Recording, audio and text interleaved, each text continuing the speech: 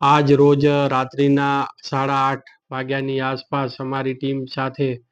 Chotila Ahmedabad highway પર તપાસણીમાં હતા, ત્યારે એક બોલેરો પિકઅપ વાન જેમાં લાઇટ ડીઝલ ઓઇલ એટલે કે LDO ભરેલ હતા, જેને રોકી તપાસ કરતા ડ્રાઈવર દ્વારા જણાવેલ કે આમાં લાઇટ ડીઝલ ઓઇલ ભરેલ છે. જ્યારે ડ્રાઈવર દ્વારા રજૂ કરેલ પરવાનો તપાસતા પરવાનાની અંદર ધંધાનું સ્થળ ગામ નારણકા, તાલુકો કોટડા સાંગાણી દર્શાવેલ હતું અને પરવાનામાં તેમજ ગુજરાત આવશ્યક ચીજવસ્તુ પરવાના નિયંત્રણ ને જથ્થા જાહેરાત 1981ના કંટ્રોલ ઓર્ડર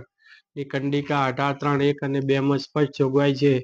કે પરવાનેદાર દ્વારા ધંધાના સ્થળ સિવાય અન્ય કોઈ સ્થળે વેપાર કરવો નહીં, સ્ટોર કરવો નહીં કે વેચાણ કરવું નહીં અથવા તો ડિલિવર કરવું નહીં. તેમ છતાં આ કામના જયદીપભાઈ રસિકભાઈ વઘાસિયા કે જેઓ